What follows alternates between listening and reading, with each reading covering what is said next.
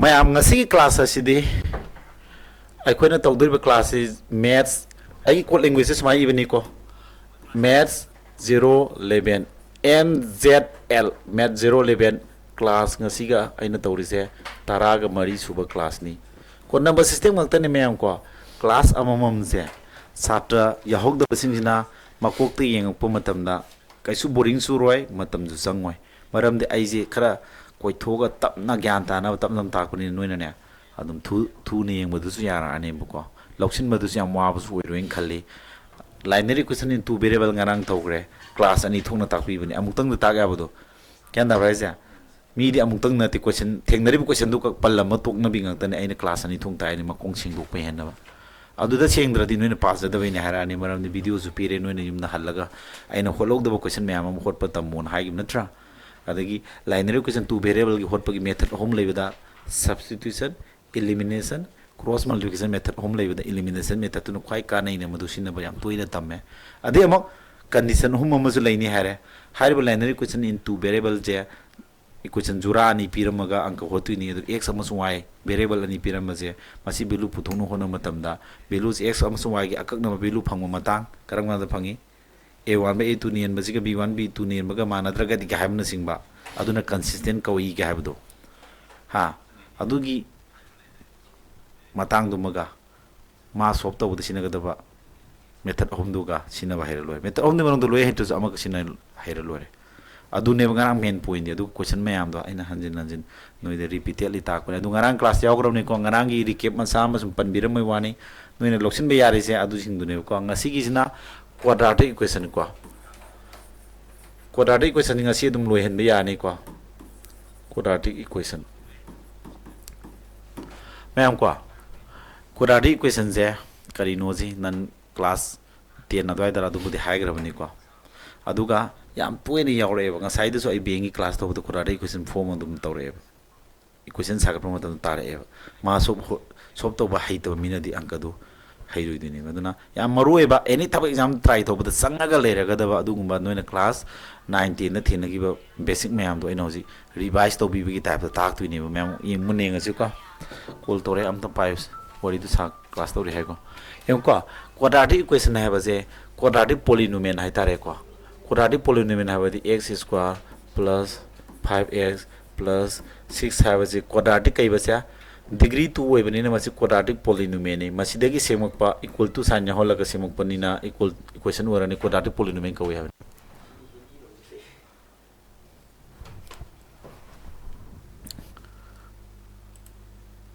लेबको यंगो मैमको quadratic equation जे x square plus 5x plus 6 equal to 0 quadratic polynomial कवे सिबाउसिनको डिग्री 2 ओइबा पोलिनोमियलनिना अदुदगी इक्वल टू साइन याहोलदी इक्वेशन हाबा मिंगथोनजे मुक लौरनी अदुदी क्वाड्रेटिक पोलिनोमियल दे सेम इक्वेशन निना क्वाड्रेटिक इक्वेशन सिगु मसिने बा कोना क्वाड्रेटिक इक्वेशन नाइजे वेरिएबल की केदोबा वेरिएबल द तपीबा मागी एक्सपोनेंट जे 2 2 ओइगदब ख्वाइ यामदा 2 नि को सि केनो वानत्रा सिदि यंगदौ नति सिदा ख्वाइ याम 2 ओइबा सिबु डिग्री 2 ओइबा कवै सि पोलिनोमियल नत्रा यारे को सा नबि इंग्लिश लोमा कीद्रा दो ꯑꯩꯅ ꯍꯧꯖꯤꯛ ꯒ꯭ꯔꯥꯃꯥꯔꯁꯦ ꯐꯖꯅ ꯌꯥꯎꯀꯥꯟꯗ ꯏꯪꯂꯤꯁ ꯂꯣꯟ ꯀꯤꯔꯔꯣꯏ ꯌꯥꯔꯦꯀꯣ ꯁꯦ ꯑꯗꯨꯃꯥꯏꯅ ꯇꯧꯗꯅ ꯁꯤꯅꯤ ꯀ꯭ꯋꯥꯗ꯭ꯔꯥꯇꯤꯛ ꯏꯀ꯭ꯋꯦꯁꯟ ꯁꯨꯝꯕꯁꯤ ꯁꯣꯜꯕ ꯇꯧꯕꯁꯤꯅꯦꯕ ꯇꯥꯛꯇꯣꯏꯁꯤ ꯉꯁꯤ ꯌꯦꯡꯉꯁꯤ ꯃꯌꯥꯝ ꯁꯤꯒꯤ ꯀ꯭ꯋꯥꯗ꯭ꯔꯥꯇꯤꯛ ꯏꯀ꯭ꯋꯦꯁꯟ ꯁꯣꯜꯕ ꯇꯧꯕꯒꯤ ꯅꯤꯌꯝꯁꯦ ꯍꯧꯔꯁꯦ ꯑꯩꯈꯣꯏꯅ ꯃꯁꯤ ꯁꯣꯜꯕ ꯇꯧꯕꯒꯤ ꯃꯦꯊꯗꯁꯦ ꯍꯥꯎ ꯇꯨ ꯁꯣꯜꯕ ꯃꯥ ꯁꯨꯝꯕ ꯀ꯭ꯋꯥꯗ꯭ꯔꯥꯇꯤꯛ ꯏꯀ꯭ꯋꯦꯁꯟ ꯐꯣꯔꯝꯗ ꯁꯤ ꯂꯩꯔꯦꯀꯣ ꯃꯥ ꯁꯣꯜꯕ ꯇꯧꯕꯒꯤ ꯃꯑꯣꯡꯁꯦ ꯍꯥꯎ ꯇꯨ ꯁꯣꯜꯕ ꯃꯁꯤ ꯀꯃꯥꯏꯅ ꯑꯪꯀ ꯍꯣꯠꯀꯗꯒꯦ हाइबसी मनैनसे सिदा x की एक्सपोनेंट क्या नो 2 सिना तापद x की वैल्यू नि फंगने हाइने क्या दबरे से सिदा पावर 2 तपसिन x की वैल्यू से अनि फंग x1 एंड x2 वैल्यू नि फंगने अदु कमाय दरो सॉल्व तगदगे हाइ तारगदी नंबर 1 दा मिडल टर्म स्प्लिटिंग मयाई थुगाय बि गहने मदु इंग्लिश तारगदी मिडल टर्म स्प्लिटिंग मयाई थोगाय बिजी इंग्लिश त सुमाय है अंक की लोन दाय तारे स्प्लिटिंग अनि सुबसिना क्वाड्रेटिक इक्वेशन फॉर्मूला है तारे माय क्वाड्रेटिक इक्वेशन की क्वाड्रेटिक फॉर्मूला को मागी ꯃꯥꯏ ꯐꯣꯔꯃꯨꯂꯥ ꯂꯩꯔꯤꯕ ꯑꯗꯨ ꯐꯣꯔꯃꯨꯂꯥꯗꯨ ꯀꯣꯟꯅ ꯍꯥꯏꯔꯛꯀꯦ ꯑꯍꯥꯟꯕꯗ ꯑꯩꯈꯣꯏ ꯃꯁꯤ ꯁꯣꯜꯕ ꯇꯧꯕꯒꯤ ꯃꯦꯊꯠꯁꯦ ꯃꯌꯥꯏ ꯊꯨꯒꯥꯏꯕꯤ ꯇꯥꯅꯤ ꯁꯤ ꯃꯌꯥꯏ ꯊꯨꯒꯥꯏꯕꯤꯁꯦ ꯍꯩꯒꯗꯧꯅꯤ ꯇꯞꯅ ꯃꯈꯣꯡ ꯁꯦꯡꯅ ꯍꯦꯟꯒꯦ ꯑꯗꯨꯕꯨ ꯑꯃꯨꯛ ꯁꯤꯗꯒꯤ ꯍꯦꯟꯅ ꯊꯨꯕ ꯁꯣꯔꯠꯀꯠꯇꯨ ꯀꯣꯟꯅ ꯑꯃꯨꯛ ꯇꯥꯛꯂꯛꯀꯦ ꯕꯦꯡꯀꯤꯡ ꯑꯦꯛꯖꯥꯝꯗꯗꯤ ꯀꯣꯏꯁꯟ ꯃꯉꯥ ꯆꯕꯨꯜ ꯑꯗꯨꯝ ꯍꯪꯉꯦꯕ ꯀꯣ ꯄ꯭ꯔꯤꯂꯤꯝꯗꯒ ꯑꯗꯨꯕꯨ ꯑꯦꯁ ꯑꯦꯁ ꯁꯤꯗꯁꯨ ꯑꯗꯨꯝ ꯍꯪꯉꯦ ꯍꯥꯏꯕ ꯌꯥꯔꯕ ꯑꯗꯣ ꯍꯧꯔꯁꯤꯀꯣ ꯁꯤ ꯁꯣꯜꯕ ꯇꯧꯕꯁꯦ ꯍꯧꯖꯤꯛ ꯄꯤꯔꯝꯃꯤ ꯀꯣꯏꯁꯟꯁꯦ ꯑꯍꯥꯟꯕꯗ ꯃꯤꯗꯜ ꯇꯥꯔꯝ ꯁ꯭ꯄ꯭ꯂꯤꯇꯤꯡ ꯍꯥꯟꯅ ꯇꯝꯃꯁꯤ ꯁꯤ ꯂꯣꯏꯔꯒ ꯀ꯭ꯋꯥꯗ꯭ꯔꯥꯇꯤꯛ ꯐꯣꯔꯃꯨꯂꯥ ꯇꯝꯃꯁꯤ ꯃꯤꯗꯜ ꯇꯥꯔꯝ ꯁ꯭ꯄ꯭ꯂꯤꯇꯤꯡ ꯇꯝꯕ ꯃꯇꯝꯗ ꯑꯩꯅ ꯇ꯭ꯔꯤꯛꯁꯨ ꯑꯃꯨꯛ ꯇꯥꯛꯂꯛꯀꯅꯤ ꯈꯔ ꯊꯨꯅ ꯇꯧ ꯌꯥꯕ ꯇ꯭ꯔꯤꯛꯇꯣ ꯑꯗꯣ ꯑꯍꯥꯟꯕ ꯇ꯭ꯔꯤꯛ ꯍꯥꯟꯅ ꯇꯥꯛꯀꯨꯝꯁꯤ ꯃꯌꯥꯏ ꯊꯨꯒꯥꯏꯕꯤꯗꯨ ꯅꯤꯡꯁꯤꯡꯁꯤ ꯊꯥꯏꯅ ꯇꯝꯈꯤꯕꯗꯣ ꯍꯩꯔꯝꯕꯁꯨ ꯌꯥꯎꯔꯝꯒꯅꯤꯀꯣ ꯅꯣꯏ ꯃꯔꯛꯇꯨꯀꯣ ꯁꯦ ꯍꯧꯖꯤꯛꯀꯤꯗꯨ ꯏꯀ꯭ꯋꯦꯁꯟꯗꯨ ꯁꯨꯃꯥꯏꯅ ꯂꯩꯔꯦꯀꯣ x ꯁ꯭ꯀ꯭ꯋꯥꯔ + 5x + 6 = 0 ꯑꯩꯈꯣꯏꯅ ꯇꯧꯗꯣꯏꯁꯦ ꯀꯔꯤ ꯌꯦꯡꯒꯗꯒꯦ ꯍꯥꯏꯕ ꯃꯇꯝꯗ ꯂꯥꯁꯇ ꯂꯩꯔꯤꯁꯤ ꯀꯅꯥꯅꯣ 6 ꯁꯤ ꯑꯩꯈꯣꯏꯅ ꯂꯥꯁꯇ ꯂꯩꯔꯤꯕ 6시가 सिगी ख्वाइदगी डिग्री चावजी ममांग कई ले कम नहीं कई ले इन लौने वन अनीजी पुरीनो क्या ताय वांग सिस के क्या ताय वांग सिस का 6 तादरा अदुना अखोना पुरी नरगा 6 ताबा थीगने पुरी न क्या ताबा थीदुइबा पुरी नरगा ताबा थीदुइजे कनानो हाइतारगा सी कांस्टेंट ताम कविसिना हाईएस्ट डिग्री ताकबा ताम नुने बको माई ममांग लेबा कांस्टेंट कोएफिशिएंट कवि कोसी वेरिएबल के पुरी नमै मोंग लेबजे कोएफिशिएंट कवि न हाइग्राबनी अनीजी पुरी न फोन क्या नो 6 अदु अखोना पुरी नर 6 ताबा थीनी अदुगा केदोबा मक सिदा करी सान लै सिदा करी सान लै बसा प्लस लेब नत्रा सी सानजी मतुंग इने केदो तारे तिसिनरगना हैरानी थिना क्या ता थिदिबा मयागी सी 5 ताबा थिरने पुरी नर क्या ताबा 6 तिसिनरगना 5 ताबा थिरो यंदा बासा पुरी नरगना क्या ताबा थिदिबा 6 तिसिनरगना क्या ताबा थिदिबा 5 अदु हारो तम तौसिको थुबे खलुना 0 लेबे नदी नो थुबा थुबा सुगा यादी मादी तपना थाक्तुनी आई अदुगा तबदो लेबेन आ योंग तालकनी कसिन कोया सोनगनी मखोंग सिंगना फोन बिरकनी सीने 0 लेबेन की काना अदुगा खरेन हाइबा स्पीड चे खपतना ताओ हाइबा बेस तुना बेसिक टू एडवांस खपतत पीबीएस को इको तुना को वरी नुआना हाइबा माने को जीडी की क्लास जीडी खत स्पेशल तो क्लास लेरी अदगी बेंगी जो लेरी को सी क्या तारी नंबर अनिदा नंबर अनिदा थीबा तमोसे सुमाइना ने हयिंग लुरकाना ने आइना थीबसम तमकिनीबा हौजिकिदी हिट एंड ट्रायल अकोना इरालाइन ओखन खन बथोमनी पुरीनर 6 ताबा तिसिनर क्या ताबा 5 ताबा ना अदुदी पुरीनर 6 ताबा दिथो पुरीनर 6 ताबा सिंगदो इथोगा न खंगकनी 1 into 6 हाइबम लेरे 2 into 3 हाइबम लेरे 3 into 2 दे हंजले को अदुदी पुरीनर 6 ताबा मैम जिगी मरक सिदा तिसिनर का 5 ताबा दे करानो सिरा सी तिसिनर क्या तारेसा 5 तादरा अदुदी तिसिनर 5 ताबा दिसि लेरे कना तारे अदुदे पुरीनर का 6 ताबा तिसिनर का 5 ताबा जे 2 मसुं 3 सी थीबिरने यारे को सुमाना सका ताला कदुनी हामदा मयाई थुगाबी कमाई थुगाइदो मयाई जा माना लेरमी मयाई जे हान फिउम कहन यादे को x स्क्वायर 5 की मोता कोई करी इबे याई 2 + 3 इगदब 5 की मोता 2 + 3 इबे याई 4 + 1 इ यादब्रा 5 की मोता 4 + 1 इ यादब्रा ने 5 हाबे 4 + 1 5 ताद्रो 2 + 3 जु याई को अदा कोइन 4 + 1 दु लौरोय मरम दे कोइन 3 6 पुरीना 6 ताब जो हाइग्रामिना 2 + 3 जु इसिना ने याबुदी लई 4 + 1 अदु लौरोय हाबने कोइन थिदुजा 2 + 3 लौरने को फाक मोत करी इदिबा 2 + फाक मोत कना इदिबा 2 + 3 अदुगा सी वेरिएबल x दे दुम लैजने खर कोइरा ताइनि को से हजिक तौगी स्टेप सिन कावगनु को वीडियो द हंदना म येंगसु याय मतंग क्वेश्चन मानबा नैना जि खरे यामना कावगन मे चूरा लेहोंगना बको x स्क्वायर सिना क्या तारा सिदि इक्वल टू सान ले दिसि इंप्लाइज दैट इगदम इक्वल टू अनिर इ यादे को तो x न पुरी दुजे 2 दजु तो 6 3 दजु पुरी दुनि 3 6 सिदन क्या 6 = 0 वाला अदु तारगदी सिदगी हां खले मेरा रा हरिदास खले हरे होजी फोन लाए हरिदास का तरह थईदी हरिदास ने दई खरा अखोई साथ खरा खलवा मैम अखोई साथ थब खले हम तंग को पदे सम हाजिन मै माने 011 तम तक ते पोदे दा मैम अखोई साथ मैम थब खंजिलक पैनी को एनी सम हराव वै थारे को साथ न थब कन्न सम हराव जी कगिनो नुंगाय तारे ने को मोय तोलब सागी दो येंगसे हौजिकी तो सिबाउदी लेरे को सिदै अनि नि पार कमल लो सिदा कना कमल लो याय सिदगी ꯑꯅꯤꯃꯛꯇ ꯌꯥꯎꯕ ꯍꯥꯏꯇꯥꯔꯦ ꯀꯃꯟ ꯂꯧꯕ ꯍꯥꯏꯕꯒꯤ ꯑꯊ꯭ꯔ ꯑꯃ ꯇꯥꯝꯒꯦꯀꯣ ꯀꯃꯟ ꯂꯧꯕ ꯍꯥꯏꯕꯒꯤ ꯑꯊ꯭ꯔꯗꯤ ꯀꯃꯥꯏꯅ ꯇꯧꯗꯣꯏꯕ 4 + 6 ꯍꯥꯏꯕ ꯅꯝꯕꯔ ꯑꯃ ꯂꯩꯔꯝꯃꯦꯅ ꯈꯜꯂꯁꯦ सिदी कमल लौबा है बजे माबानी मक पुयेन जाबा नंबर अम लौथोक पुगुमने कना येन जाय तू नेन जाबरानी मक्सा अद तू दु लौथो थंबिरानी अता तू लौथोक्रमिना तू ने सिदा हाना लेरमिजदी येन थो तारक दु थंगोदबा क्या तारा दु दे तू न 4 येलदी तू न 6 येलदी 3 अद तू गा 2 + 3 दी 5 नत्रा क्या तारा 10 यारबो सुमाना हानि फिल्म दन तागमद्रा 4 + 6 10 नाद्रा फोन दे काहेंदबा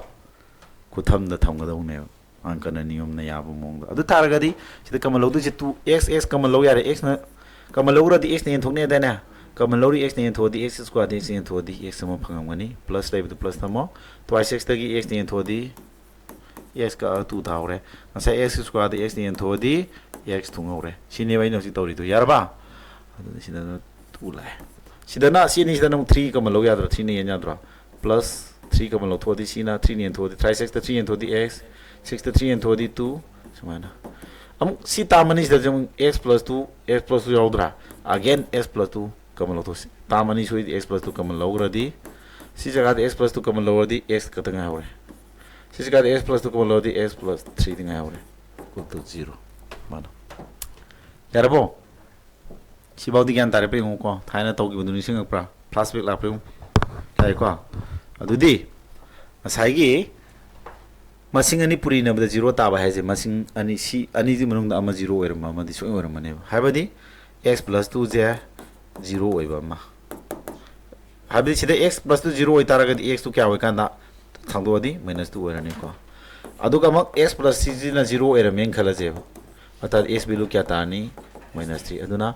x अमसुंग x बिलु अनि ngасai फंगने दाना x बिलु अनि फंगिदो याद्रा x बिलु से अमना -2 अमना -3 हारा समान कोइ होट कने ज्ञान ता होब्रो लाइव क्लास कंबु ngak ngaige नोगी कमेंट पागे मरमदी आइना ताइजे होबदा ngairi बनिना सी जगह ज्ञान ता होद्रगनि मथंग सी समानो क्वेश्चन पिरक दुदि नो ngमोइबु को सी ज्ञान ताइ ता देम थारो कमाइ सादोक प होगी पुरी नरगना सीदा लेबा कोएफिशिएंट गा सीगी कांस्टेंट तामो पुरी नबि फोन 6 पुरी न 6 ताबा अदु सी प्लस लेबनिना तिसिनरगा मयागी 5 से तावा थीबा मयागी नंबर 5 तो नंबर अरिंदो अदुमाइ थीबिरनी अदु 5 तो मोतो नंबर अरिंदो द मोसिन बीबा स्टेप सिंजी जुम द प्रैक्टिस तौदे यारो को याम सोलको द क्लास 9 द तपन होनगी मोंग द होना दे यारो को खरे हेन वाक तो सिलो मैन पुंग म पांगन नानी पासिलो को मैंग ज्ञान ताब्रो मयांग नंबम टीए गिरो सर टीए गी हाइदवे आइगी सात्रा सिलसर सोमदा मी मंगा थरक यावरे मणिपुर दसु मैम यावर कदरा ना सा तौरी को माय पादी फोटो थागलके मैम को अदि एसएससी जी दिगी जो हनक आई सुं खनबदा ममांग मी त्राटे खनबनी को हनक चु मी खरा त्राटे तेलकनी कुन कुंथ्रादी सोरकदरा ना खले अदो हाइदो को मंग नत्रिबिन अंसा की थोकपनी न मदो किन थागत तबे वानी को यारबा मैम यारी को ज्ञान ता होब्रो ताइ को सिदा शॉर्टकट सु अदुम तौबे यारे येंगो येंगो युम द वीडियो येंगो सिनगे सु सिलो मैम मका लौद गे यारबा यारे को से की क्वेश्चन तो कैबंग दारो s स्क्वायर प्लस करी 5s + 6 = 0 नत्रा फोन तो क्या ताबा s बिलु तो क्या ना -2 मगा -3 मगा ले को अदु तादी आंसर जे ट्रिक तो हो लगे सिना कोइरगा तपन होतुनी को इक्वेशन दु x स्क्वायर होजकी क्वेश्चन सिनत्रो सिनत्रो होजकी आंसर s की बिलु अनि दु फंगने है दो थुर जे को सिना सिना हनक ना ट्रिक ताक तोरे को मैं मुने ngoro को होजकी दु दगी ट्रिक से है उरजे कमाना अखोन हजि थीदुसी पुरी नर क्या ताबा 6 ताबा नत्रो अदु सी प्लस लाइब्रिना तिसिनरगा कना ता सी प्लस लाइब्रिजी मतुंगिना तिसिनरगा हाराने कना ताबा सी मे 5 से नंबर अनि तो कना नो 3 एंड 2 ने नंबर सिंदु 3 मसु 2 ने को अतादी नन हजि फंगी नंबर अनि जे दक मेंशन बिरो सिदा सिदा 3 थमो सिना 2 थमो वाली को तो गदबा शॉर्टकट ने थाइ जिंगा साइ कोइरो होटपदु तो अनिबा थंबिरनी को अदु के दबा साइ कोइरे ताकपदसु कानबम लई मतंग न कइनो फैक्टर थुगाइबे मतंग ददि मा तौगदबा सिदि फैक्टर थुगाइबा न डायरेक्ट फुल पुथुआबने एसके अदुना सिदम थुरकदिबा फैक्टर थुगाइबगी दिंगा साइ दु सहिते यादबम लई को याबा x + x बिलु 3 सिना 2 नत्रा असोबुदुना ममांग थंगोरोबा तादी अचौब से करी साइन लेनी अचौब मसिंग जे सी मयाद ले प्लस नत्रा सी ऑपोजिट साइन क्या नो प्लस की ऑपोजिट की कनो ओना तेना बदा माइनस नत्रा सी प्लस लेदी माइनस लेनी माइनस ले मदी प्लस लेनी है अरे को साइन की मतंग जिना सुमाय यंगने फंगिबा नंबर अनि दो गिट लोंग नम थंबिरनी अदुगा साइन मतंग के दोनी सी प्लस ले मदी ऑपोजिट माइनस ले मगना प्लस यार इरा लाई पोने साइन दो ओना तेना हनगने है मान हन यादे है अदुगा सिगी थमम दाइदे नंग यंगदुजे सिगी साइन जेमु प्लस लाइब्रा प्लस लाई को प्लस लाई रदी पुरी नबदा प्लस लाई भाइजे साइन मानर कांद ओइदुने बको अदुना अनि जी साइन मानने सी प्लस लाई दी के दौरा साइन मानने साइन मानगनी करिगुमा प्लस लाई रमदि माइनस लाई रमदि साइन मानरोय अदुदी कई ओइनी हारे अखोना साइन मानने हम नत्रा मसिंग अनि कई मानने है गरेबा साइन मानने है हम नत्रा अदु साइसी माइनस लाई गरे सी साइन मानना माइनस लाई लोरे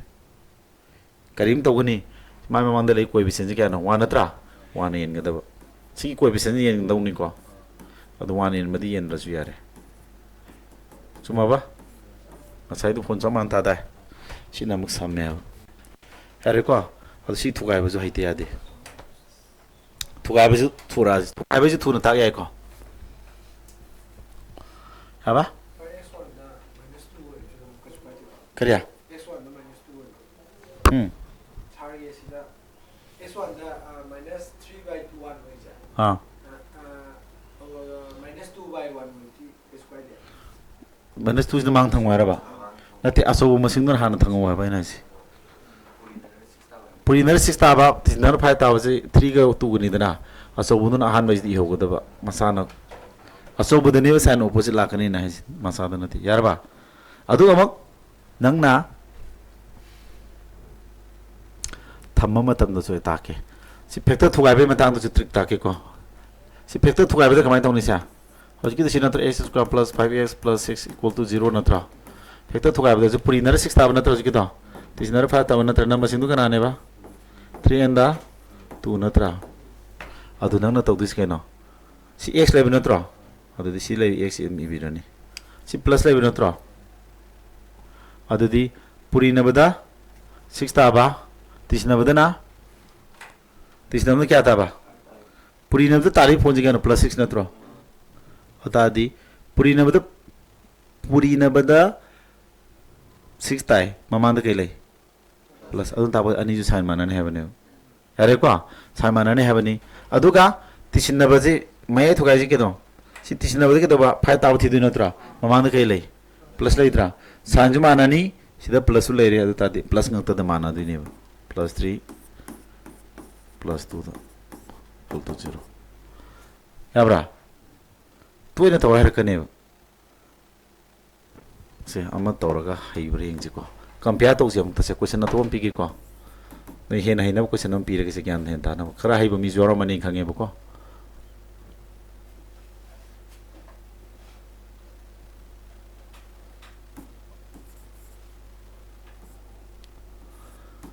सिले सिदी क्या तानी Claro.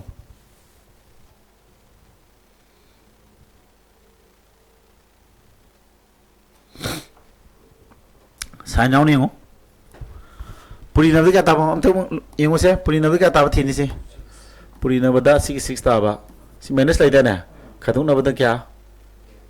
Si x mamang lai sikap nito 1 ni. खादुं ना तो 1 ताबा थी नंबर सिंधु का ना नो. Nambah सिंधु. Puri na 6 खादुं ना का 1 आदि 3 एंदा 2 नत्रो सुमद्रो sis khadung na bada thiri ji maram kaino si mamang minus lai beni ko asai tisin na bada thiri do si mamang tisin si plus lai be tisin na bada thi beni si sexual ai ta khra do hanjin hanjin video yang gyan thani ko khadung na bada thiri kai no si minus lai beni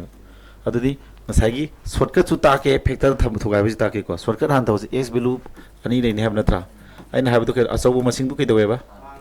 asobu 3 don han thamo apik pa 2 don thamo कोना लीला दो होरजे सिदा minus लैता रगदी असो मसिंग जी मागी opposite sign लैने है देना opposite लैने है अदु के तारा प्लस लैरानी अदु माय ममंग लेबा कोएफिशिएंट जी कैम लैता बदु 1 दी एंड्रसु या दु खंगनबा heng tu le kan di ende aroi ba adu khang na bi ram bai wani plus ti tare ko se cd minus lai bisna ta ko di ani ji san man ro ham na tro si minus lai bisna singa se plus lai bisna ke do ni hai sa man ani si minus lai di san man roi ko adu sin plus lai gra bina san man roi ge ha di si minus lai te aroi adu si wan si ni en ba di ma su to ko do ne adu minus 2 tare s below ni phang saman hai ni ko adu ngasagi si factor thugai bi si kim to je si chamana question si factor thugai ga ra kana kamai to diba sinam phol phuthuk puni ko factor thugai ba di kamai to ni hoji ke do ba puri naraga kya tha ba puri naraga 6 khadu naraga 1 tha ba si kem nei to ju 1 ni 1 tha ba hai di natra adu di number sing du kana na 3 and 2 loi re ko adu thamma matam nang kamai thamni adu utche si x level ni x level re ko man x level ni kari nu idu ja si adu idu je si minus level natra si minus level si ke do ra minus 3 biro si minus level minus 3 biro adu si ke do ra minus level ta sa man level natra sa man level ni se ke do ta ra minus level ni plus 2 ta ra ha ba yar ko na sin de ko adu ni da na na tau de se mun ne yang da amuk chu check to si ko si ga ni se minus 3 ga plus 2 ga ni ji puri na ga de kya ta minus 6 plus 2 ga di minus 6 ta dro chumme minus 6 ta re adu ga minus 3 ga plus 2 ga ji kya ta hai phone kya ta ki mu khadung na saman de khadung na de minus 1 ta dro si minus 1 ta re si chum si ani ji sumun ga dau ne sum dro adu na si chum na ba tham ngam ga dau ne khare hino hole ek ju ssc multitasking class tau drasa tawe akoina noina 011 gi se na 011 ga yaw na tro mts ki loi hendu o ne em khan ngon don wari aina ba thajo multitasking sta ki thoi thong hen don ya ni tawda aina si takma matam da khare hena kuthana makong sengthong na ba asol ma satra sing ju inna ba ngam jana ba tak pe wani ado ai ba satra sing da jo aina silence am tawni noina hai bu du na te ai pam ji ai ju kolom thadu jar hai ba ngam sang ma da lehen ba pam me hoje hara ki ko se question pira ki si aja hai na ro se de sida wan na ta tu le bi ju le ri ko do har ki ko is square si yam taro se si s ki belo ni do kana na nam taro tu na salon tu na ro se s ki belo ni do chala ro sa haro se adagi factor thuga be do tau ji ko अब factorization di factorization है बना factor thuga be ki ju tau je ba factorization ki tau je ko kya ta ne ro chumre nge nai haina ro offline ki ro la ki ro si lo be quadratic formula se talak to ni koi quadratic formula na kai no formula pa la ga di amang kamai tok ni ha du talak ki formula se karma pani mai thuga be ya da matang la ka ni adu formula nam to ra ni formula na changam de adu formula si chu ya maru we ko mai thuga ya da matang jor ka ni formula lak sar ka ni formula si di mai thuga be ya ba matang da su thuga be ya da matang da khudi mang ta sin nei hai adu formula jong khang de ju ya de nga sa gi last ki formula dum ta ke ba ko ma'am हाइना रो like कंबू ma'am हेरो हेरो नुंगा जरम नि तो को तब खन मई सात्रसी अखोई ने बोस याम हराव रिस न क्या हराव मने नहीं मा बाबा दे क्या हराव मने अदे अमदुना दे क्या हराव मने अदने ने खल्लो अदना ले पानिंग फाव फाव तन गनो असुम्बा माय पापै महाउजे इरा लाइन फंगमन नते होनद्रदि यादे Yoma अनेम ngasai wari tatra 165 ta karo ma oi 164 phangba nga ma haraktra akoi ma maduna ma amabo hangam dini haridu corruption no corruption adu mark 64 phangmo miduna ma amaka wa pe khalo du ma kyam sangwani aina coaching khar lep ki budu bo lepam moidum khalam moidra ma adune ena ji makok dem hawdu ne ba aduna ma amagi aina ngasai sang podo sana aduna mayam akon habi lu kanu hono ma amagi bilu yang wang mani ko noi da mera ji ngasi thawak khalle na harauri se ngasi dagi sahi 2017 sahi tarik ki mamang da ma army gi technical da mark samna da manga tar wala khan logdrin adu mana matam dur khalamadi sahi tares da mana tolop sara amadi sahi imda lak manga tar tala so adi mana mayam thukjing ba haiba ke do tor ma de crowpati urmo yare wari buma aduni na nai si aduna success nangi hona bada nang neglect sabaduna success tindar kaduni matam tinda duni hamnida mem yaribo kan ta 3 and 5 isan haire 5 and 3 yam hinare very good ingo ko kamai tawni se purina bi kya taba thidino purina bada si 15 taba aduga kedoba si plus laibni tisna bada e taba thirane aduni number sindu kana no khara sawbu ju leiko sawbu ki ju leiba number sawbu ki dei hydri ko asobu ju itala ke asobu ju ai sema phira ke ko asobu yahon jeba sidi purina na traunga taba tisna re taba ira lain thi ai kya na 5 ka 5 ka 3 na tro 3 ka ne sumba 3 bi ira lai ko ado khara sawbu dong thi tam ja adudi ai ne ke done asobu du na hani ne da na aduga minus lai ramadi mai opposite sign plus lai ni hamna tra si mamang coefficient 1 lai nu 1 yen dore 1 di yen dro su yare karono ko adigi si plus lai ni na ni du sign mana da yad re ko adudi plus plus lai henta re aduga api pun number si 3 du ne 5 ko 3 ke su me ko yes si di kai lai ni factorize to budum tor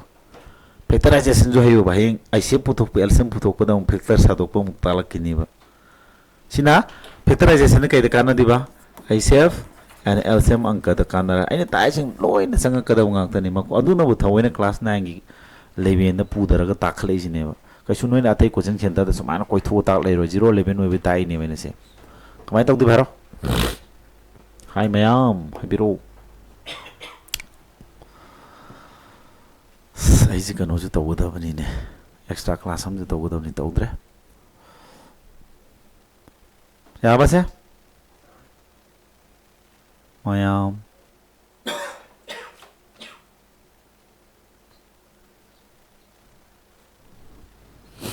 factorization satu ki anu tadi ja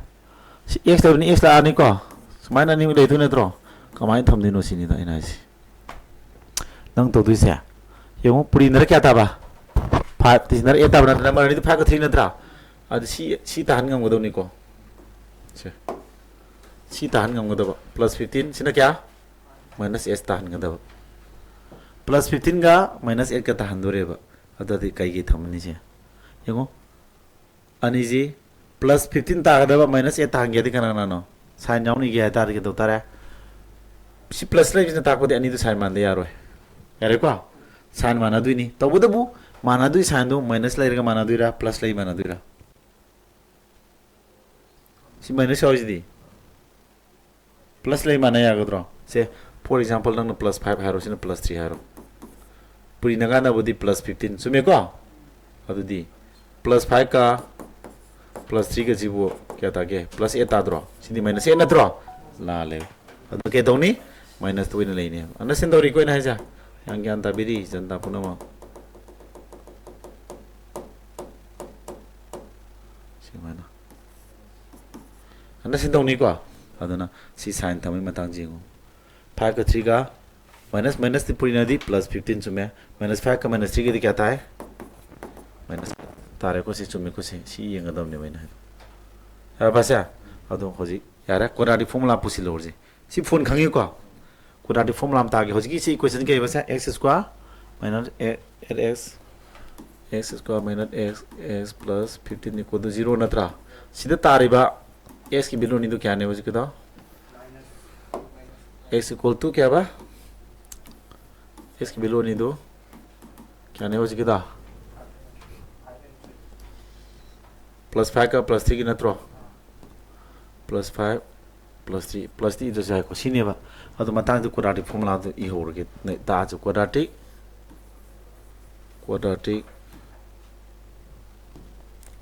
सी जो इतिहार को quadratic formula दे के no quadratic question जो कमाई इनी quadratic question of course mai dan x square minus 8s plus 15 equal to 0 ga is mai ke do ax square my form general form this ni ko ax square plus bx plus c equal to 0 my general form ni ko akoi ni iri se akoi ni sidi iri bi question je sidi iri bi question je sigi asing bo formula dikhana ne ba cha ax square plus bx plus c ne sidi a sai kana no kai mli ta da cha a sari je sila 1 jene a equal to 1 b sari ne kana no sida minus 8 minus sign jauna ha ni c sari kana no plus 15 ne plus di tham do jai c ne sai ꯍꯥꯏꯀꯣ ꯑꯗꯨ ꯀ꯭ꯋꯥꯗ꯭ꯔꯥꯇꯤꯛ ꯐꯣꯔꯃꯨꯂꯥꯁꯤꯅ x ꯒꯤ value ꯑꯅꯤ ꯐꯪꯒꯅꯤ ꯍꯥꯏꯕꯅꯤꯀꯣ x ꯒꯤ ꯑꯅꯤ value ꯑꯅꯤ ꯐꯪꯒꯅꯤ x ꯒꯤ ꯚꯦꯂꯨ ꯑꯅꯤꯗꯨ ꯀꯅꯥ ꯀꯅꯥꯅꯣ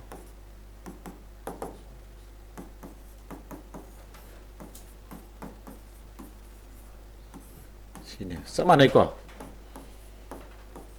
ꯀꯩꯗ ꯈꯦꯠꯅꯩ ꯑꯝꯇ ꯌꯦꯡꯉꯨ ꯀꯩꯗ ꯈꯦꯠꯅꯩ माइनस बी माने प्लस ओइगान माइनस मनुंग लोई माने को सी पाल पुथोसे है अखुन तागे अंक दु कायनो तारे से फोन नंतर सी तादि नत्रा आंसर खंगदु लेरबनि सुमर चेक तो फॉर्मुला पा मतम सिदि बाया तो देरो को सेनि सिदि फॉर्मुला सिंफा पु देरो अरे को अदु के दोरे x1 जी के तारे रो माइनस b है के ना b दु ना सिदा माइनस b है रमिना b जे माइनस a ने बा अदु मांग न माइनस लाई दोर मिने के लाने माइनस b है दी माइनस लेरे b की मोता माइनस a दम लेरे प्लस लाने है बनिदा अदु कोन तौरजे प्लस लेरे b स्क्वायर है दी के ना माइनस 8 की स्क्वायर नत्रा 4ac माइनस 4 into a दी कना नो 1 c दी कना नो 15 मकादा 2a 2 कना a दी कना नो 1 x1 से क्या तारे हो सीधी क्या तारे मकादा 2 तारे मतलब क्या ना माइनस प्लस तारा बा मतलब सी 8 स्क्वायर 64 माइनस ती स्क्वायर था प्लस 1 गनी को बता दी मरी की थ्रांगा दु हुंफू 4 15 हुंफू नी कना देगी मतलब क्या ना 64 दे क्या ना खा दो तुझे 8 स्क्वायर 64 नत्रा थ्रांगा मरी हुंफू नत्रा खा दो तुझे क्या तारे फोता होद्रो यानी ब्रोइ ना हिजी मतलब सी मैं ब्रेक के बनूं क्या ना होता है रूट 4 तारा बा बता क्या तारे से सीधी सोम होलो को अदुदी 8 plus 4 गिदी 2 तारोद्रा 10 द 2 नेलदी 5 सुमे को सिमा याब्रा हम x2 से के दोबा x1 से ले x2 दी के दोई x2 दी सब माने होरे के खेनक तुनो सीधा खेना बनत्रो होरे मैं माइनस लाइदुनी सी होरे के लाने माइनस लावद्रा 8 हारगा सीधा खेनर कदुनी बा 8 plus 2 has 8 minus 2 लाने होरे को पका 2 ले ददी 6/2 equal to क्या तारा 3 चुम्मा बा यार को हाना अखन आंसर खंगगा लेरबसे सिदा आइना कोरारि फॉर्मुला पान मतम वाने अदो करम नदी थुई मयाई थुगाबि न थुने सिन करम पानदिबा सिदी एनी मयाई थुगाबि पानबा यागेरा यारोय लोइ पानेबा तबुदुबु मयाई थुगाबि याबा मतांगदि मयाई थुगाबि पानबन थुहुनि न सिसिना दबि वाने असिंबदि मादि असिंब फॉर्मुला दि माने अदुना मयाई थुगाबि याद मतांगदि मा ओइना तोराने मैं थुगाबे याब मतांग दी मासिना याजरगजु अंकदु कोइमल्ली न कोनि सिवोट पे वाने अंडरस्टैंड तबे हाइनिंग इसा है को फॉर्मुला से पान मता मगो को यान ताइ को सि थाने रुनि सिंग लोइरब नै ताइ पुमसु सुरबने अदु ngसागी नोइना इक्वेशन खर पीरगा खर वाली को ताकनिंगबा याब्रा युमदने कोरादि इक्वेशन पीर नोइना सागत पतम जौ खर हार्ड वर्क तौथो क्लास कनो दि याव रमने पुंग अमगा तागरे खंगौदि हा ज्ञान ताब्रो मयाम लाइव यावीरिबा सात्र पुनमक ज्ञान ताइ ओ तादे हाइरो नोइना यस नो का हाइरो पुदे हम पामेबा नो यावरि हाबगी वखंद ताइ नि कैमरा दा माइक उनजिलि जैनो को याबो मैम तावब्रो तावदब्रा सि फॉर्मुला नि सि कावगनु को समटाइम्स याम तोइले संगदे संगप मता हेक यावरकांददि सि दुम हे सि म खंगदबदुना मांगजरकदुइनिबा आइना सा क्वेश्चन नंबर की वैल्यू दो को ngobra yam lubudi nate toina sinaraga ngawrkani tai ko athidi okay adudi hoji ami hengase ama tri ama gam tage macha se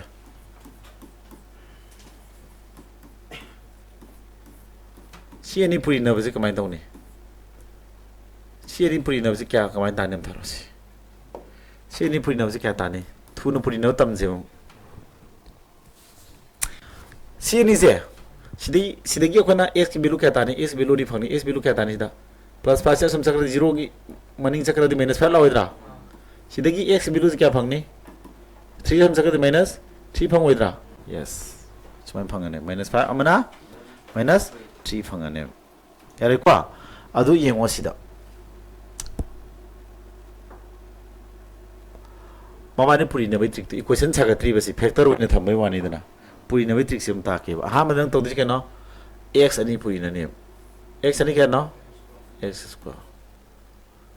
x square adagi matai dana kya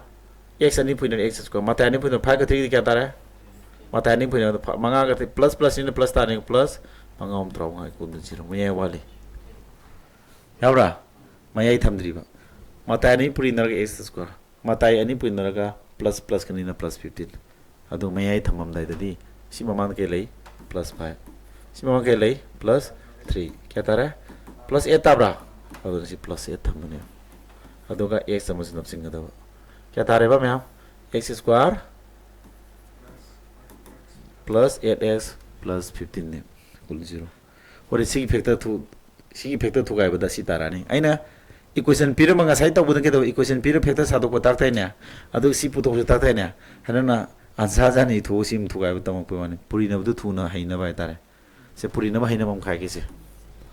x minus 2 ga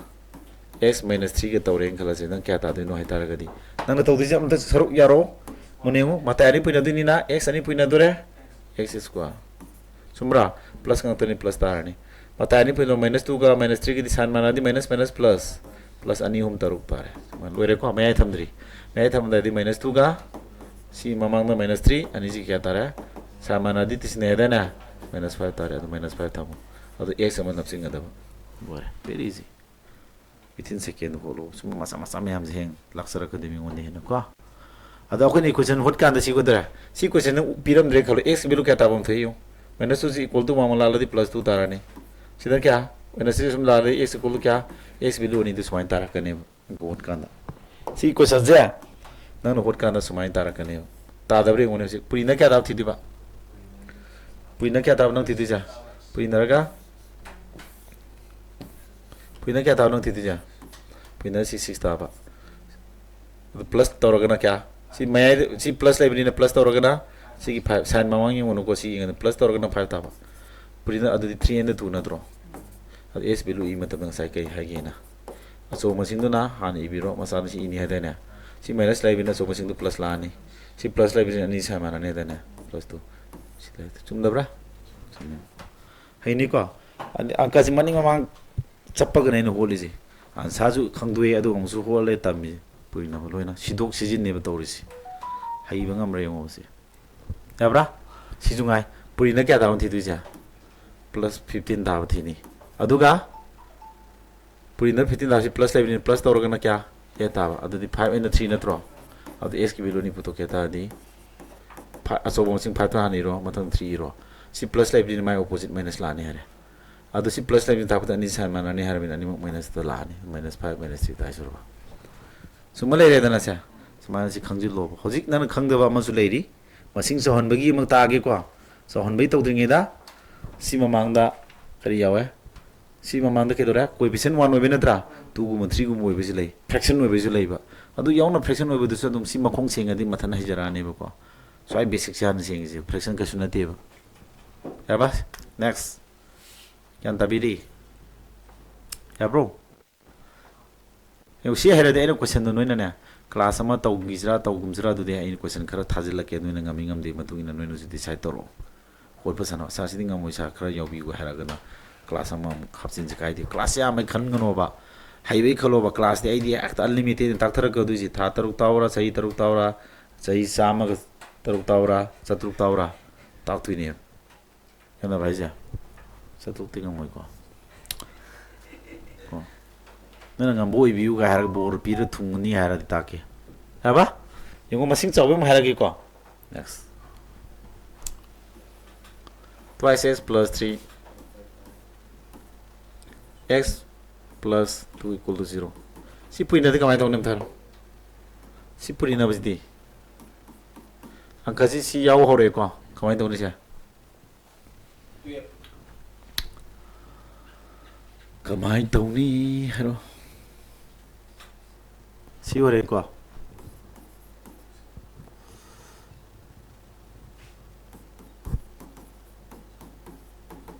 tarane tun ungam rai man ha si x bilu kya tare ro x bilu puto kya di si 3 sam sala di kya lani minus 3 minus 3 to si mamang the 2 level 2 no mi ende aro na x below ma star ni si x below the kya tar ni sia 2 jam chakra di minus 2 ya bas mana hai ni kwa yes ana sin do bra da ko no si puri ne trick to ai na taw itu 2 bra 3 ko tak 3 bai sumai to ahmada puri ne trick sina nang to du sia si de si puri mata ni pui no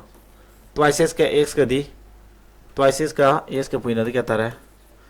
2 x ani pui na di x square twice x square tar mani apa mata ani pui no 3 ka kana ka plus 3 ka plus 2 ka di kya tar hai 3 ka 2 ka di plus 3 ka plus 2 ka di kana no 6 tar bra ado si mata re sina plus 6 sam le jare maya iram dai se maya iram dai se sulo si kya no twice x le minatro si twice x ka magi constant 2 ji pui no forest atra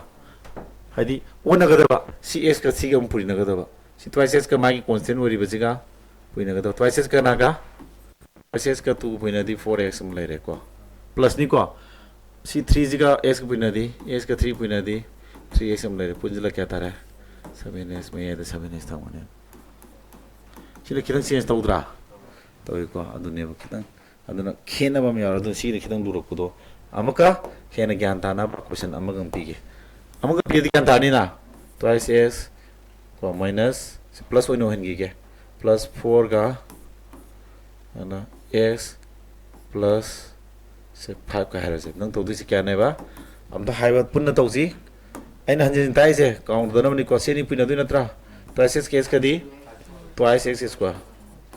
matai hani ramji 4 ka 5 ka na tro 4 si ani pun na 4 5 ka di kun na ta plus 20 na tra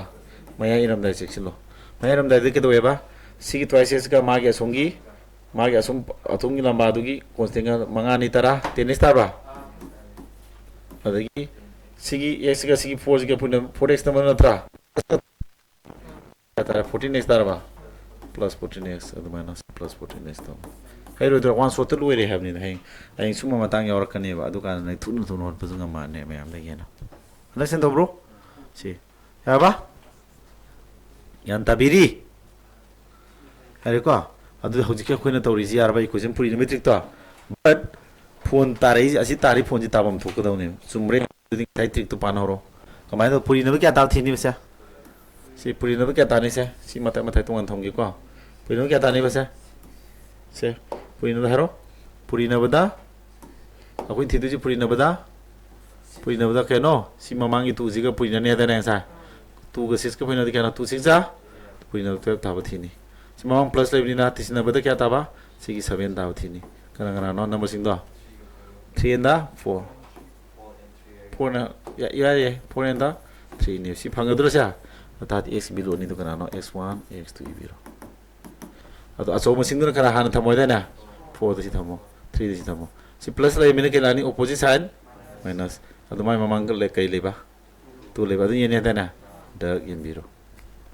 sidi plus le bizna ta ko da ni sa mana ne da na plus le bizna ta ko da ni sa mana ne ha ni na minus minus ta mana han ta re to du mai mamang le coefficient 2 nien ngani ha ni asai 1 oi ni na ye lo si yen do ya gi ni sidi aroi ko ko thana di minus 2 ka thana ke ta minus 3 by 2 ta bre ngani do minus 2 apa minus 3 by 2 summa le itro yaning bro am ting mun ning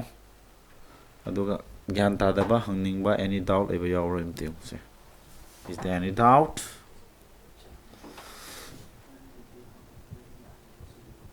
chapter 6 le je minus 6 bro kra plus 6 le je ah minus 6 bro mo di pa ta sia si minus 6 si disa adu to ro ke no adu giso adu di yaro si di si to minus 6 obi matang di me ai thoya yaro du kora reform na pan ngani si tar ro atopa ba mo we gre adu minus lai be jum ta ke ko yadro question pira ke yen gyan ta na ba che next house ko cd twice s minus 3 minus 1 ke ba ko thrice s plus 5 है जी क्या तारीख से पुईना दी क्या तारीख से twice s की पुईना दी ना क्या तारा 6 how many to x square सिगदी सामानब्रा माइनस अमन प्लस पुनदी क्या था सामानद्रमिना प्लस के माइनस पुनदी माइनस क्या नो माइनस हम मंगा त्राउंगा नत्रो माइनस क्या 15 सिने के दौरा मैं थमम दादा दी हूँ सी 5 सिगा सी पुनदी नत्रो मंगा नहीं क्या 5 का सिगदी मंगा नहीं 10x वन सी माइनस 3 का 3 पुनदी नत्रा माइनस हम मपन माइनस 9x नत्रा माइनस 10x के माइनस 9x के दो नहीं साइन मानब्रा मानदा दी खातुंग नानी तेंग रैंक खातुंग नादी x ताद्रो और जो मसी में one plus eleven plus x ताने माना है नहीं क्या बुरी नवी ट्रिक तो अदुक ताबदी क्या तानी बा फोन तो सीधे फोन पुथुक याद हो सीधे x पुथुक क्या दो माइनस 3 से हम सकला दी इक्वल टू वहाँ सकला दी प्लस 3 अदु सी 2 नहीं है 3/2 सीधे x पुथुक क्या तारी के दो तारा 5 से हम सकला दी माइनस 5 लानी असम सकला दी इक्वल टू सन वहाँ मगी 3 नहीं है लानी सी ताबरे हूँ सी तारा दी सुमी को होता जी कोई ना कमाल होती कैसे पूरी नर क्या ताबा सीधे 6 ले रहा सीधे क्या 15 अनि पुना दिन तो 6 के 15 क्या नो 6 के 15 दी तरबों कुंत्रा तो 90 ताबरा पुना 90 सी माइनस लाइफ से ताबते के दौरे खदुंग नरगा मैं मांग कम लेते हो क्या नो 1 खदुंग नरगा 1 ताब थीरो पूरी नरगा ना 90 खदुंग नरगा ना 1 करना ना थीरो 9 के 10 नत्रो 10 का 9 का सुमे अदु थीबम तंबीगे खरा साव हो रे को माना थीरी दु 10 का खना का बा 9 सुमे अदु थीबदु लाइबगी नोइ ngam bai wane ba lura adi kamai to saure eng khala jeba method nama sinani prime factorization method puri nabi kya tabas ke to 90 tab natra adu prime factorization de khwai ko prime nama 2 nam yen ba 3 nam yen ba to bi do nan ta khrama tani ko se do khwai ko prime nama 2 ni le 45 thunga ba 2 ne nya da 3 nam ye le 15 thunge ko 3 nam ye la di 5 thunge ko adu di 90 ji 2 maga 3 ni maga kai ga 5 ko natra ya ba bata di puri na bade kya ta ba ba adu si lai ji puri na loi 90 ta na tro to bodu bu khadung na na kya 1 puri na na 90 ta ba khadung na na 1 ta ba group se sidagi sa du ne mai si lai ji dagi kana kana pun dinu hom pun mama ani pun mama ama pun mama kusini to bodu khadung na 1 ta na dia de puri na be di 90 ta zare thi ru no khadung na 1 ta de kana pula ya 2 3 का group में सारो क्या था 6 था ब्रा 3 5 क्या था इन fitting से इसका खदुंग नरगा बु वन था द्रा थारे याद माइन लो रो समान ये ngada all all लगा 2 3 क्या था रे 2 3 का 6 6 3 का दी मोहम पुलो सोम जम पुलो हम मपल मपल नहीं ट्राइपान का फाक क्या नो खदुंग ना दी खदुंग ना भावनी ना 18 भाग खदुंग या देखो वन था देखो तो -1 all all थी रनी लास्ट ना ngasa दी सी निजिम लंबा पारे 9 sini jam para kya 10 ada 3 3 semai ira maje 3 ni pulo 9 2 5 pulo 10 semai sa do ya dro ta di number ani tu kana 9 number 10 semai thi ga da ya maka ni sora kan da ai tala ke du gi next period ke ko adu di kana tare ba 9 ga 10 ga adu da khinga sa ke do wi so bu du na ni da na so bu 3 hani ro 9 na si ro ke do ni si plus lai ra di si ke do ne ba minus si minus lai ta pa ani san mana ga dra si minus lai ani samana ro have ni na si ke lani plus mai mamang level coefficient 16 en mum wale ko thon ro 16 la di 2 na ka yare 2 na ka di 2 3 2 na ka di 5 minus 5 by 3 yare ko si di ko thon na di plus ni ko hom ka di hom ka di ani plus 3 by 2 sumne ko sumana hai tribo yam di yam ta isa masing chawagi puri bada thibo wa bagi du so example of mani pira ke du si phajne ngo du hengaina class hengaina class ama samda bi har samda yare adu degi di equation sa bu question ji kunthra ni pu yang khai mu nei ra ani class ani thong na du equation sa tam adu bang khong pu seng seng na khon ra ni adu le ga calculation ngem khara to bi ni du sum class ma kham sakhi ni zero level sing ya maru er kani ko atai coaching oigera ai gi hoji toriba gfc di yaw do class ma'am si da test to ra ni adu ne pung makong singan ba class ko makong sing do jina heng angka luruk kan da oiro mingon ni no peji aduna sida makong khara singe hana singam do khara singe are men hina singan gi hada amuk su yari kamaina nangna ai time am ji question je ai ngon da khara piu hara no ko sanara ga mong ai di warm up to za bai tare ko ti ya maina to sajin do maina pare adu si bo heire aw tara ga di no na ju homak hein question khara di class ama lakwa ama class ama tauge ko aduna di fane hadi question me am par no ngamre yang meno ko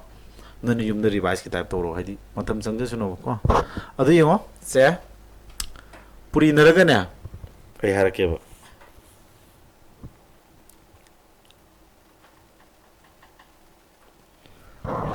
number one piraki ko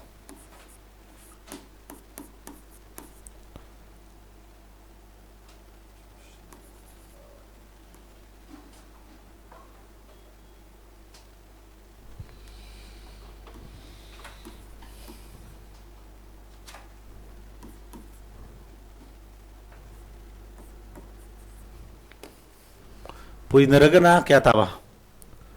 1350 taba खाइदोंनरा क्या दाबा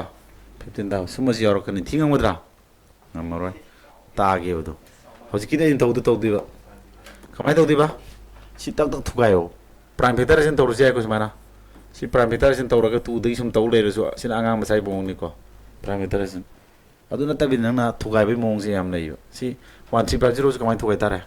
1350 थुगायबै मोंगसे prime federation तौर थुगाय जाय नत्रगना कना येन जायखा 0 मा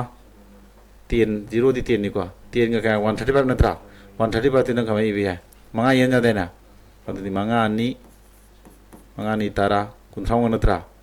mani tara 35 di manga tare kunthang samai lai samai tak thu ga ya adu prai na mata dri ko adu na si ta na thu ga ja 27 ha ji ke 5 lai 27 ji 3 hom lok natro 10 ha di 2 hom ga 5 natro lore hanga ma sai type to do su samai thu ga ya ಅದು ಪುರಿನರಗ 1350 ತಾವದಿ ತಾರೆ ಕೊ ನನ್ನ ಕೈನು group ani pundi natra kananga pullaga khaduna fitin tani uthi bai tare si phasine angau bai si masu I manari si group ni ko kya tare mapan manga kya ni funga taraba atopa masu ma irege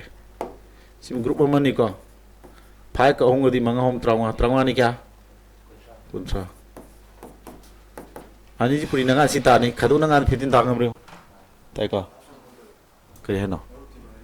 puri pa ka 30 na trasa yare ko sa okay mana ani ngabo tibe mong ji sida dum lo le ram group kara na pundi no du ne sida ko ti ti ga dum tam ga da ba si kitang khanna dia ro ina sa adun sumaji leben kitang haidi lukhala ga ju tibe ta mo do ne yare ko sa ada hen question amang class amang logisi ango ne puli bo hom ju puli ne homani taruk torma kontra si masu sina group amani manga hom taung ni funga khaduna nga fitin da to na masin du kana ne ba 45 and 30 adu number 3 baje si marak de group ani thon du ne ba hom bun nga ani pung nga du ne kusi ne kuti thiru mare nga do thi ga do ne yare ko sa puri na bagi di khalu no mo puri na ra si ta ga ro ta ne khaduna ba 15 da do kana na pulo wi no thi ga do ne yan dare ko sa sumain thi bam sang yan bata di si ya da na hay question du sumai hang ma di khadun ra ga da khadun ra ga na 15 da ba puri na ga si ta ba ha ne khadun ra 15 da ba 45 का 30 की ना होता हमारे plus 15x ठीक है तो पूरी नर क्या था ने 1350 तार होइद्रा माइनस टाइम खतुन नर क्या था बा दिन दाव थे कदु नत्रा सुमद्रा अद सी क्वेश्चन जी की ने कोल कदु सी क्वेश्चन ने पी वार सी होइदु ने पूरी नसी ताबा खतुन नर गना 15 दाव थिरा ने नत्रो अन से दोब्रा अदु सी नसी कमाय होननी s बिरुज अनि फंगनी अचो मसिंदना सी थमनी masing masadona si thamani si plus la di si minus la ani si minus ni ta putani san manara si minus la plus la ani si coefficient 1 in 1 in madi endra charge mai ta kola kadui ne adu sida kitang asai de kitang lukal is kari no ai ta ga di magi masing ji saw basi saw ba ge hon thi bido sat sat long thi ngam do adu na parameter ajin thu ga bido to parameter ajin to budu su mana ngam sai ta to le ta bida dalo me thi gang ne thu ga ri ma thu ga yo last ta prime na ma ta hal lo lo prana ba kaino aina type class ma khok te ina hodra ge mu sungau di ni ko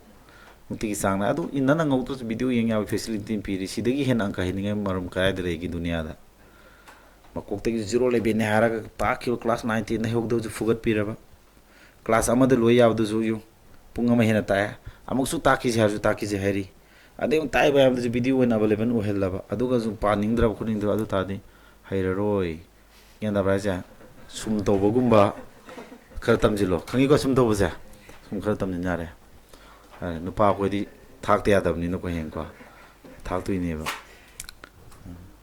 ꯌꯥꯔꯦꯀꯣ ꯁꯦ ꯃꯌꯥꯝ ꯌꯥꯔꯕꯣ ꯈꯪꯗꯕ ꯂꯩꯔꯒ ꯑꯦꯅꯤ doubt ꯍꯪꯕ ꯌꯥꯏ ꯑꯩꯈꯣꯏꯅ Telegram group ꯑꯃ ꯇꯧꯔꯤꯕ ꯑꯗꯒꯤ ꯄꯔꯁꯣꯅꯦꯜ ꯋꯥꯆꯞꯇ ꯆꯪꯉꯣ ꯍꯪꯉꯣ ꯀꯣꯏꯁꯟ ꯀꯩꯁꯨ ꯀꯥꯏꯗꯦꯀꯣ ꯑꯩꯁꯦ ꯈꯔ ꯆꯤꯟꯕꯅ ꯃꯔꯝ ꯑꯣꯏꯔꯒ ꯀꯣꯏꯁꯟ ꯍꯪꯕꯁꯦ ꯈꯔ ꯔꯤꯄ꯭ꯂꯥꯏ ꯄꯤꯗꯅ ꯁꯥꯇ꯭ꯔꯁꯤꯡ ꯁꯥꯎꯅꯤꯡꯕ ꯈꯔ ꯌꯥꯎꯔꯝꯕꯅꯤ ꯃꯌꯥꯝꯀꯣ ꯑꯗꯣ ꯑꯩ ꯄꯤꯔꯛꯀꯅꯤ ꯈꯤꯇꯪ ꯍꯟꯗꯛꯁꯤ ꯀꯩꯅꯣ ꯇꯧꯔꯦ ꯀꯔꯤ ꯍꯥꯏꯅꯤ ꯈꯔ ꯆꯤꯜꯂꯦ ꯇꯪꯗꯨ ꯂꯩꯇꯥꯕ ꯑꯃ ꯑꯣꯏꯔꯛꯑꯅꯤꯀꯣ ꯃꯥꯏꯟꯁꯤ ꯆꯤꯜꯂꯦ ꯌꯥꯝꯅ ꯍꯥꯏꯇꯥꯔꯦ ꯏꯊꯧ ꯈꯤꯇꯪ ꯌꯥꯝꯃꯟꯕ ꯑꯃꯀꯣ ꯑꯗꯨꯅ ꯐꯔꯛꯑꯅꯤ ꯁꯝ ꯋꯤꯛ ꯑꯃ ꯁ꯭ꯋꯥꯏꯁꯤꯗꯀꯣ ꯑꯗꯨꯀꯥꯟꯗ ꯑꯃꯨꯛ ꯃꯌꯥꯝꯒꯤ ꯍꯪꯉꯛꯄ ꯈꯣꯠꯂꯛꯄ ꯈꯪꯗꯕ ꯃꯌꯥꯝ ꯍꯪꯕ ꯑꯩꯅ ꯇꯥꯛꯄ ꯅꯪꯗꯕꯁꯤꯅ ꯁꯥꯇ꯭ꯔꯅ ꯀꯣꯏꯁꯟ ꯈꯪꯗꯕ ꯃꯌꯥꯝ ꯍꯪꯉꯦ ꯑꯩꯅ ꯇꯥꯛꯄ ꯅꯪꯗꯕ ꯃꯌꯥꯝ ꯂꯩ ꯋꯥꯆꯞꯇꯀꯣ ꯀꯣꯜꯁꯤ ꯃꯤꯅ ꯇꯧꯔꯃ ꯑꯩꯅ ꯀꯣꯜ ꯕꯦꯛ ꯇꯧ ꯉꯝꯗꯕꯁꯨ ꯃꯌꯥꯝ ꯂꯩꯕ ꯋꯥꯔꯧꯔꯝꯗꯣꯏꯅꯦꯕꯀꯣ ꯃꯌꯥꯝꯅ ꯇꯥꯕ ꯇꯥꯗꯕꯀꯣ ꯑꯩꯅ ꯁꯤꯗ ꯋꯥꯔꯧꯕꯤꯒꯅꯨꯅ ꯍꯥꯏꯖꯔꯤ ꯃꯥꯏꯛꯀꯤ ꯊꯣꯡꯗ ꯋꯥꯔꯧꯒꯅꯨ ꯍꯥꯏꯕꯤꯔꯤ ꯑꯗꯨ ꯇꯥꯔꯝꯃꯣꯏꯗꯣꯏꯅꯦ ꯃꯌꯥꯝ ꯑꯃ ꯑꯩꯀꯣ ꯃꯌꯥꯝ ꯁꯤ ꯂꯣꯏꯁꯤꯜꯂꯒꯦ ꯒ꯭ꯌꯥꯟ ꯇꯥꯔꯕꯣ ꯃꯌꯥꯝ ꯍꯥꯏꯔꯣ ꯍꯥꯏꯗꯤ ꯑꯩꯅ ꯏꯟꯇꯦꯟꯁꯅꯦꯜꯂꯤ ꯅꯠꯇꯕ ꯉꯁꯥꯏꯗꯁꯨ ꯑꯃ ꯍꯥꯏꯌꯦ ꯅꯪꯉꯣꯟꯗ ꯀꯣꯆꯤꯡ ꯌꯥꯎꯒꯦ ꯅꯪ ꯑꯉꯥꯡ ꯐꯣꯟ ꯇꯧꯔꯒ ꯀꯣꯏꯅ ꯍꯪꯉꯝꯕꯅꯤ ꯅꯪ ꯐꯣꯟ ꯁꯨꯡꯄꯥꯏ ꯄꯥꯏꯈꯠꯂꯛꯇꯦ ꯑꯗꯨꯗꯩꯗꯤ ꯑꯩꯅ ꯑꯇꯣꯞꯄ ꯀꯣꯆꯤꯡ ꯁꯦꯟꯇꯔꯗ ꯆꯠꯈ꯭ꯔ ꯃꯥꯜꯂꯦ ꯍꯥꯏꯔꯛꯏꯅꯦ ꯀꯣ ꯑꯗꯣ ꯉꯁꯥꯏꯒꯤ ꯀ꯭ꯂꯥꯁ ꯇꯧꯔꯤꯉꯩꯗ ꯐꯣꯟꯁꯨ ꯄꯥꯏꯅꯤꯡꯗꯦ ꯀ꯭ꯂꯥꯁ ꯇꯧꯔꯤꯉꯩ ꯐꯣꯟ ꯇꯧꯔꯛꯄꯗ ꯑꯩꯅ ꯄꯥꯏꯈꯤꯗ꯭ꯔꯦ ꯀ꯭ꯂꯥꯁ ꯂꯣꯏꯔꯀꯥꯟꯗ ꯑꯃꯨꯛ ꯀꯣꯜ ꯕꯦꯛ ꯇꯧꯕꯗꯁꯨ ꯀꯣꯜꯗꯨꯁꯨ ꯌꯥꯝꯃꯝꯃꯦꯕ ꯑꯩꯗꯤ ꯑꯩꯅꯅꯦ ꯑꯩ ꯀꯣꯆꯤꯡ ꯇꯧꯔꯛꯄꯒꯤ ꯁꯥꯇ꯭ꯔ ꯃꯌꯥꯝꯒꯤ ꯍꯪꯐꯝꯁꯦ ꯑꯩꯉꯣꯟꯗ ꯑꯣꯏꯍꯟꯈ꯭ꯔꯦꯕ ꯑꯩꯉꯣꯟꯗꯗ ꯁꯨꯝ ꯍꯪ ꯂꯩꯔꯦ ꯑꯩ ꯃꯌꯥꯝꯗ ꯋꯥꯔꯤ ꯁꯥꯟꯅꯕꯁꯦ ꯋꯥꯔꯤ ꯑꯃ ꯁꯥꯟꯅꯕꯁꯦ ꯃꯤꯅꯤꯠ 10 ꯀꯨꯟ 10 ꯀꯨꯟ ꯁꯥꯟꯅꯩꯗꯅ ꯑꯗ ꯁꯨꯝ ꯌꯥꯝꯃꯛꯑꯦꯕ ꯑꯗꯨꯅꯅꯦꯕꯀꯣ ꯃꯌꯥꯝ ꯑꯗꯨꯅ ꯑꯩꯒꯤ ꯁ꯭ꯇꯥꯐꯁꯤꯡꯁꯤꯗ ꯑꯗꯨꯝ ꯄꯤꯊꯣꯛꯅꯕ ꯇꯧꯔꯅꯦꯕꯀꯣ ꯃꯌꯥꯝꯅꯁꯨ ꯉꯁꯥꯏꯒꯤ ꯀꯣꯆꯤꯡ ꯌꯥꯎꯕꯒꯤ ꯑꯣꯏꯔꯁꯨ ꯑꯩꯉꯣꯟꯗ ꯍꯦꯛ ꯍꯪꯉꯒ ꯑꯩꯅ ꯍꯦꯛ ꯍꯥꯏꯔꯒ ꯄꯦꯟꯖꯕ ꯊꯥꯖꯖꯕꯗꯨ ꯑꯣꯏꯕꯗꯣ ꯑꯗꯨꯒꯤꯁꯨ ꯑꯣꯏꯕ ꯍꯥꯏꯇꯥꯔꯦꯅꯦꯀꯣ ꯃꯌꯥꯝꯒꯤ ꯁꯦꯕꯥꯅꯤ ꯃꯌꯥꯝ ꯁꯤꯃꯥꯁꯦ ꯀꯣꯡꯒꯣꯟ ꯀꯥꯕꯩ ꯉꯥꯡꯗꯣꯏꯅꯦꯀꯣ ꯌꯥꯕ꯭ꯔꯥ ꯃꯌꯥꯝ ꯂꯣꯏꯁꯤꯜꯂꯁꯤ ꯃꯌꯥꯝ ꯌꯥꯔꯦꯀꯣ ꯒ꯭ꯌꯥꯟ ꯇꯥꯏꯀꯣ ꯃꯌꯥꯝ ꯐꯔꯦ ꯐꯔꯦ